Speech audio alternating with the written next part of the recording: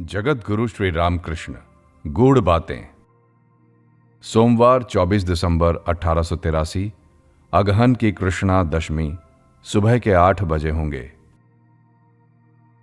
पूर्व गगन में सूर्य नारायण अभी अभी उदित हुए हैं। झाउतल्ले के पश्चिम ओर गंगा जी बह रही हैं। इस समय वे उत्तर वाहिनी हैं। ज्वार आया है। चारों ओर वृक्ष और लताएं हैं। थोड़ी ही दूर पर श्री रामकृष्ण की साधना का स्थान यह बिल्व वृक्ष दिखाई दे रहा है। श्री रामकृष्ण कहते हैं, निराकार भी सत्य है और साकार भी सत्य है। नागा उपदेश देता था, सच्चिदानंद ब्रह्म कैसे हैं? जैसे अनंत सागर है, ऊपर नीचे दाहिने बाएं पानी ही पानी है। वह करण सलिल है, स्थिर पानी है। कार्य के होने पर उसमें तरंगे उठने लगीं। सृष्टि, स्थिति और प्रलय यही कार्य है। फिर कहता था, विचार जहां पहुंचकर रुक जाए वही ब्रह्म है। जैसे कपूर जलाने पर उसका सर्वांश जल जाता है, जरा भी राख नहीं रह जाती। ब्रह्म मन और वचन के परे है। नमक का पुतला समुद्र की थाह लेने गया था। लौटकर उसने खबर नहीं दी, समुद्र में गल गया। ऋषियों ने राम से कहा था, राम, भारद्वाज आदि तुम्हें अवतार कह सकते हैं, परंतु हम लोग नहीं कहते। हम लोग शब्द ब्रह्म की उपासना करते हैं। हम मनुष्य शरीर को नहीं चाहते। राम कुछ हंसकर प्रसन्न हो उनकी पूजा लेकर चले गए। परंतु नित्यता जिनकी है, लीला भी उन्हीं की है। जैसे छत और सीढ़ियां। ईश्वर लीला, देव लीला, नर लीला, जगत लीला। नर लीला में ही अवतार होता है। नर लीला कैसी है जानते हो? जैसे बड़ी छत का पानी नल से जोर शोर से गिर रहा हो, वही सच्चिदानंद हैं। उन्हीं की शक्ति एक रास्ते से नल के भीतर से आ रही है। केवल भारद्वाज आदि 12 ऋषियों ने ही राम को पहचाना था कि ये अवतारी पुरुष हैं। अवतारी पुरुषों को सभी पहचान नहीं सकते। वे अवतीर्ण होकर भक्ति की शिक्षा देते हैं। अच्छा, मुझे तुम क्या समझते हो?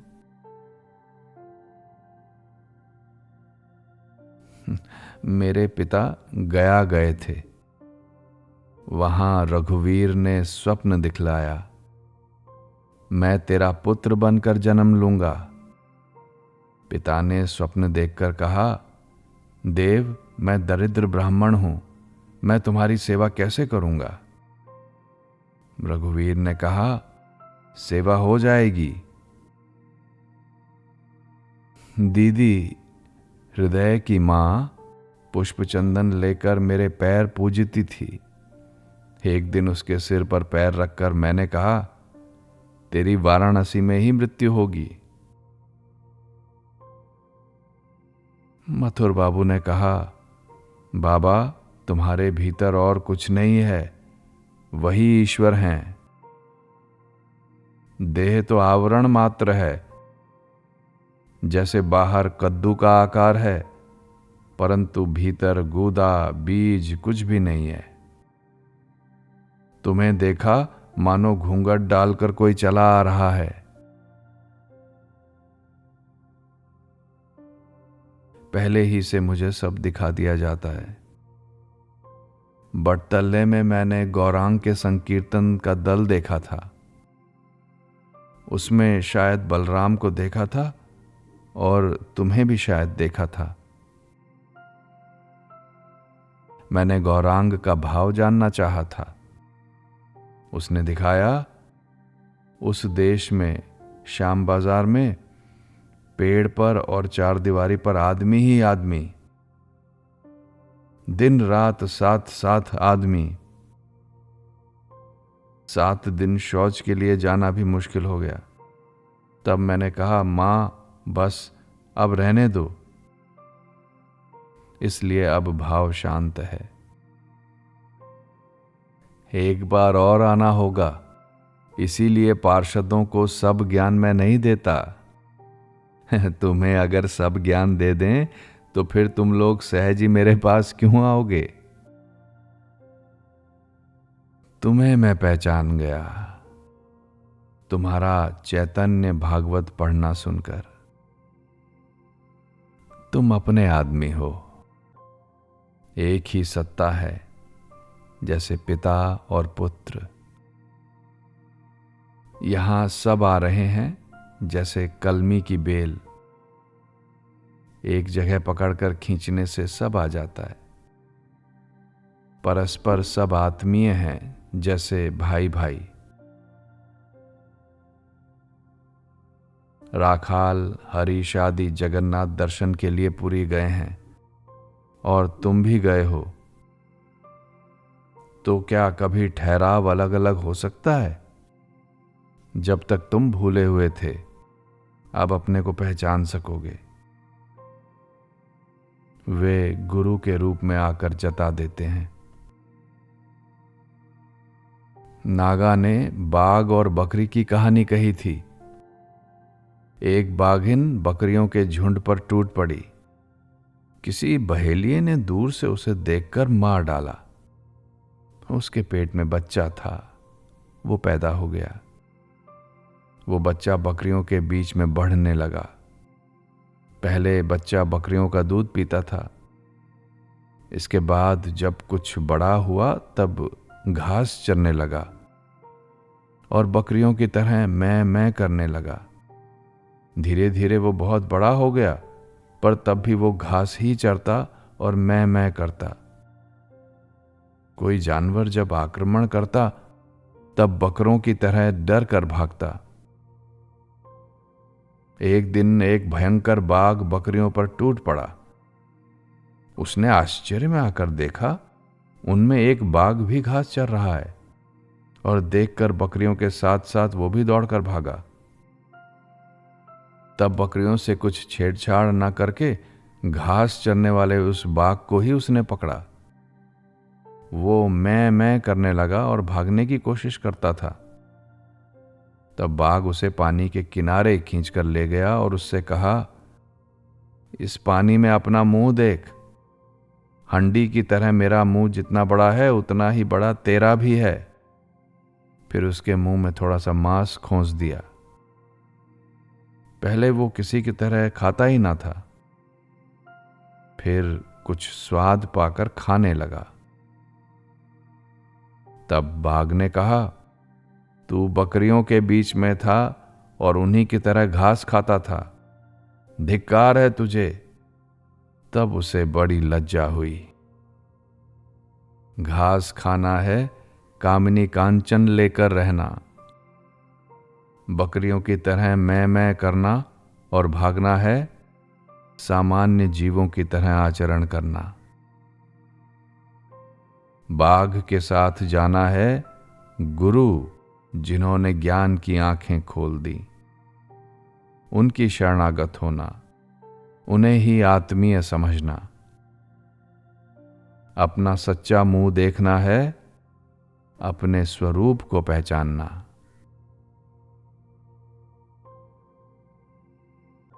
श्री रामकृष्ण खड़े हो गए। चारों ओर सन्नाटा है। सिर्फ झाऊ के पेड़ों की सनसनाहट और गंगा जी की कल कल ध्वनि सुनाई पड़ रही है। वे रेलिंग पार करके पंचवटी के भीतर से अपने कमरे की ओर मणि से बातचीत करते हुए जा रहे हैं। मणि मंत्रमुग्ध की तरह पीछे पीछे जा रहे हैं। पंचवटी में आकर जहां उसकी एक डाल टूटी पड़ी है, वहीं खड़े होकर पूर्वास से हो बरगद के मूल पर बंधे हुए चबूतरे पर सिर टेक कर प्रणाम किया। ये स्थान उनकी साधना का स्थान है।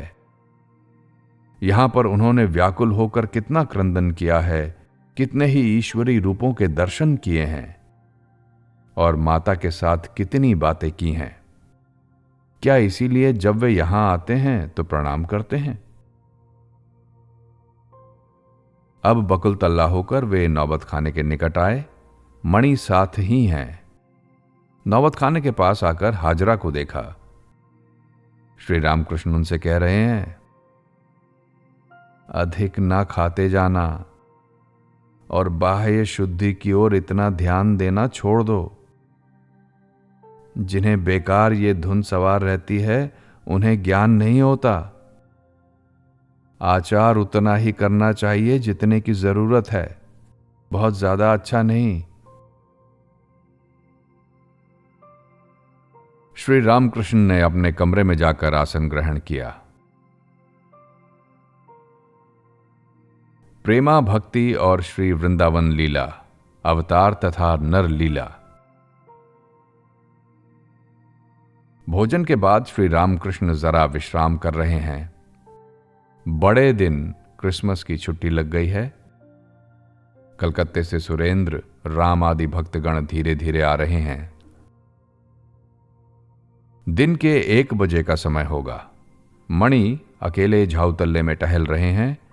इसी समय रेलिंग के पास खड़े होकर हरीश उच्च स्वर से मणि को पुकार कर कह रहे हैं, आपको बुलाते हैं, शिव संहिता पढ़ी जाएगी।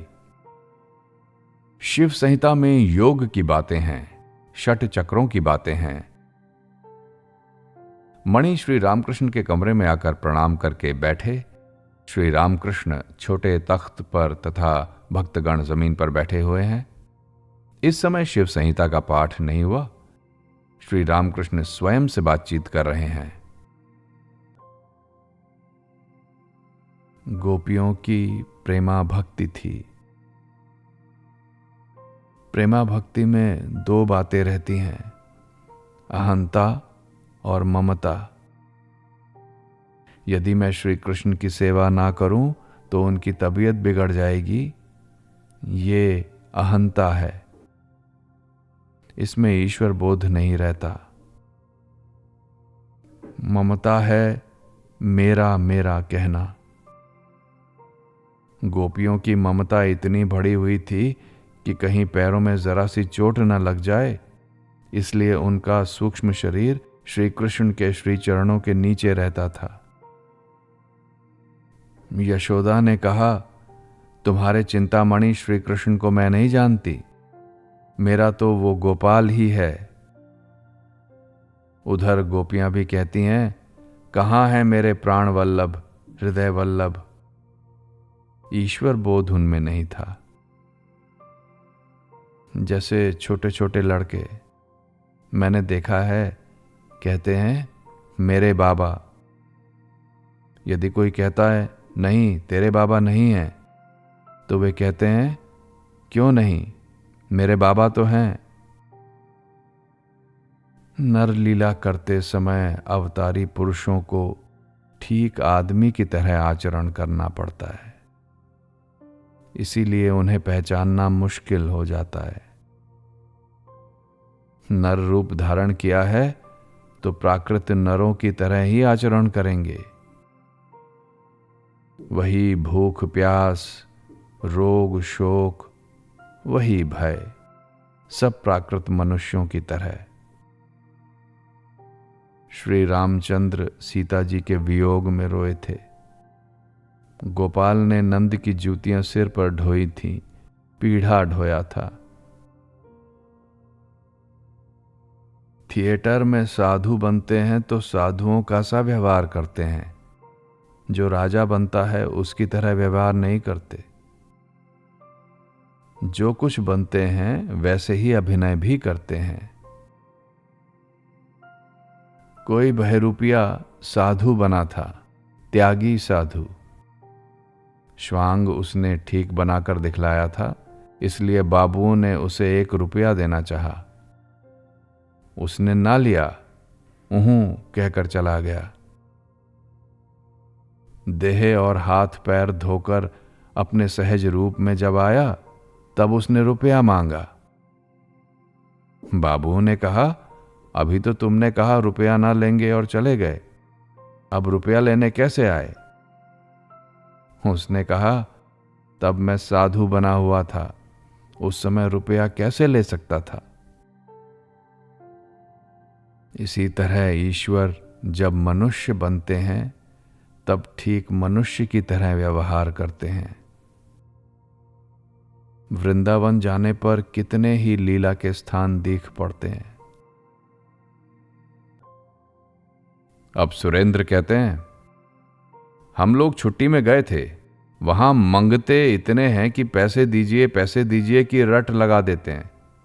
दीजिए दीजिए करने लगे, पंडे भी और दूसरे भी। उनसे मैंने कहा, हम कल कलकत्ते जाएंगे, ये कहकर उसी दिन वहां से 9-11। ये क्या है, कल जाएंगे कहकर आज ही भागना, छी।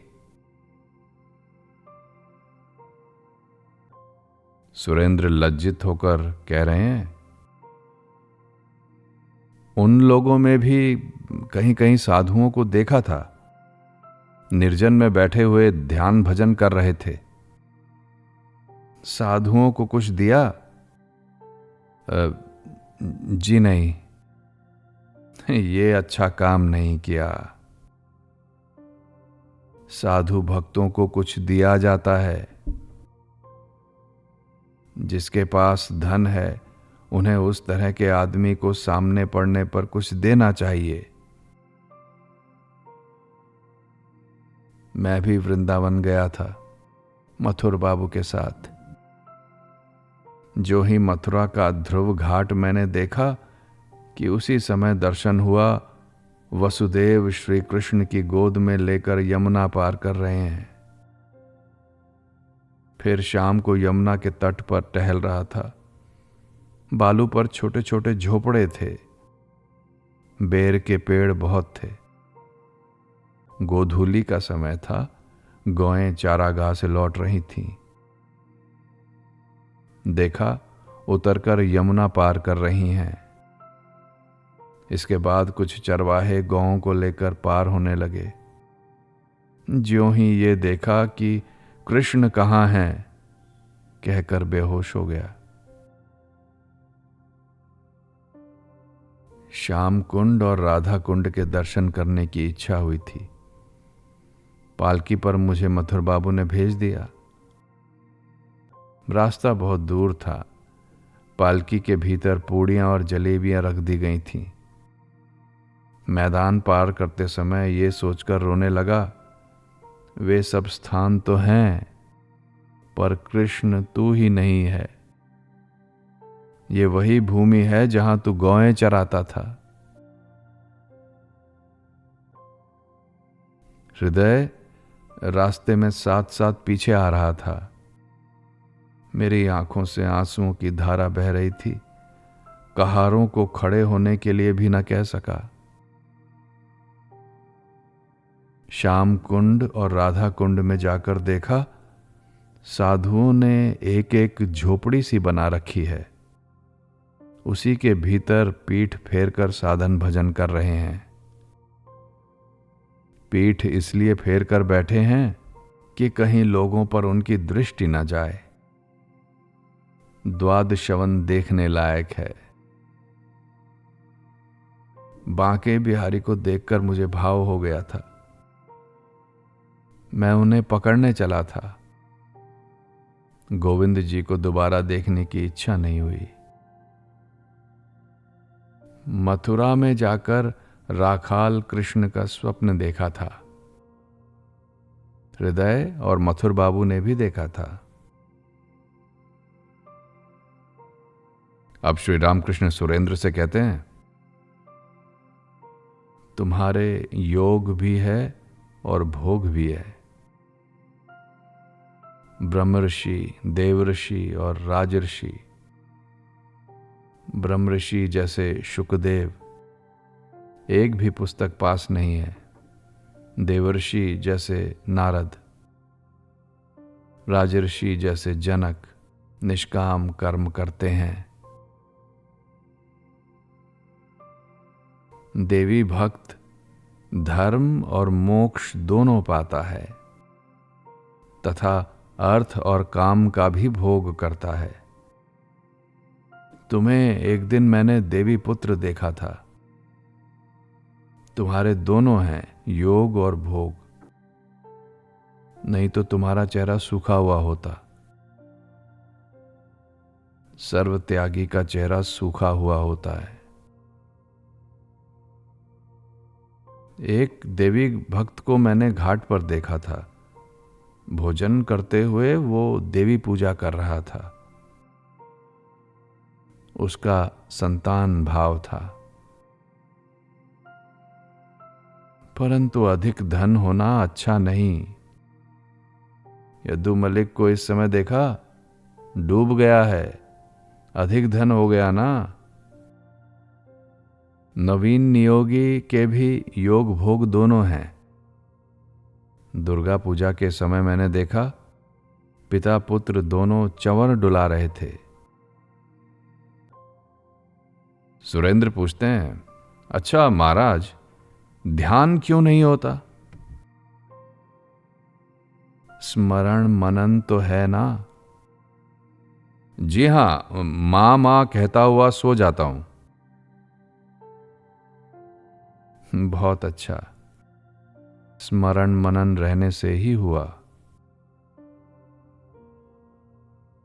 श्री रामकृष्ण ने सुरेंद्र का भार ले लिया है, अब उन्हें चिंता किस बात की।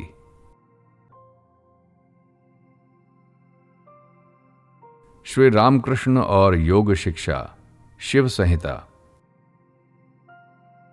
संध्या के बाद श्री रामकृष्ण भक्तों के साथ बैठे हुए हैं। मणि भी भक्तों के साथ जमीन पर बैठे हैं। योग के संबंध में, षट चक्रों के संबंध में बातचीत हो रही है। ये सब बातें शिव संहिता में हैं। श्री रामकृष्ण कहते हैं, ईड़ा, पिंगला और सुषुम्ना। सुषुम्ना के भीतर सब पद्म हैं, सभी चिन्मय। जैसे मोम का पेड़, डाल, पत्ते, फल सब मोम के। मूलाधार पद्म में कुंडलिनी शक्ति है। वह पद्म चतुर्दल है। जो आद्या शक्ति हैं, वही कुंडलिनी के रूप में सबकी देह में विराजमान है। जैसे सोता हुआ सांप कुंडलाकार पड़ा रहता है। प्रसुप्त भुजगाकारा आधार पद्मवासिनी। भक्ति योग से कुल कुंडलिनी शीघ्र जागृत होती है। इसके बिना जागृत हुए ईश्वर के दर्शन नहीं होते। तुम एकाग्रता के साथ निर्जन में गाया करना, जागो मां कुल कुंडलिनी, तुम नित्यानंद स्वरूपिणी, प्रसुप्त भुजगाकारा आधार पद्मवासिनी। गाना गाकर ही राम प्रसाद सिद्ध हुए थे। व्याकुल होकर गाना गाने पर ईश्वर दर्शन होते हैं। मणि कहते हैं, जी हां, ये सब एक बार करने से ही मन का खेद मिट जाता है। आहा, खेद मिट जाता है, सत्य है। योग के संबंध में दो चार बातें तुम्हें बतला देनी चाहिए। गुरु ही सब करते हैं, नरेंद्र स्वतः सिद्ध। बात यह है कि अंडे के भीतर बच्चा जब तक बड़ा नहीं हो जाता, तब तक चिड़िया उसे नहीं फोड़ती, परंतु कुछ साधना करनी चाहिए। गुरु ही सब कुछ करते हैं, परंतु अंत में कुछ साधना भी करा लेते हैं। बड़े पेड़ को काटते समय जब लगभग काटना समाप्त हो जाता है, तो कुछ हटकर खड़ा हुआ जाता है। पेड़ फिर आप ही हर हरा कर टूट जाता है। जब नाली काटकर पानी लाया जाता है, और जब वो समय आता है कि थोड़ा सा ही काटने से नहर के साथ नाली का योग हो जाए, तब नाली काटने वाला कुछ हटकर खड़ा हो जाता है। तब मिट्टी भीग कर धंस जाती है और नहर का पानी हर हरा कर नाली में घुस जाता है। अहंकार, उपाधि, इन सब का त्याग होने के साथ ही ईश्वर के दर्शन होते हैं। मैं पंडित हूं, मैं अमुक का पुत्र हूं, मैं धनी हूं, मैं मानी हूं, इन सब उपाधियों को त्याग देने से ही ईश्वर के दर्शन होते हैं। ईश्वर ही सत्य है और सब अनित्य। संसार अनित्य है, इसे विवेक कहते हैं। विवेक के हुए बिना उपदेशों का ग्रहण नहीं होगा। साधना करते करते ही उनकी कृपा से लोग सिद्ध होते हैं। कुछ परिश्रम भी चाहिए, इसके बाद दर्शन और आनंद। अमुक स्थान पर सोने का घड़ा गड़ा हुआ है, ये सुनते ही मनुष्य दौड़ता है और खोदने लग जाता है। खोदते खोदते सिर से पसीना निकल जाता है। बहुत देर तक खोदने के बाद कहीं कुदार में ठनकार आती है। तब कुदार फेंककर वो देखने लगता है कि घड़ा निकला या नहीं। घड़ा अगर दिख पड़ा तो उसके आनंद का पारावार नहीं रह जाता, वो नाचने लगता है। घड़ा बाहर लाकर उसमें से मोहरे निकालकर वो गिनता है। तब कितना आनंद होता है। दर्शन, स्पर्श और संभोग। क्यों? जी हां। श्री रामकृष्ण कुछ देर चुप हो रहे, फिर कहने लगे, जो मेरे अपने आदमी हैं, उन्हें डांटने पर भी वे आएंगे। आहा, नरेंद्र का कैसा भाव है। मां काली को पहले उसके जी में जो आता था वही कहता था। मैंने चिढ़कर एक दिन कहा था, मूर्ख, तू अब यहां ना आना। तब वो धीरे धीरे जाकर कुछ काम करने लगा। जो अपना आदमी है, उसको तिरस्कार करने पर भी वो नाराज नहीं होता। क्यों? जी हां। नरेंद्र स्वतः सिद्ध है, निराकार पर उसकी निष्ठा है। जब आता है तब एक महाभारत रच लाता है। हाँ, सच है, सच है। दूसरे दिन मंगलवार 25 दिसंबर, कृष्ण पक्ष की एकादशी है।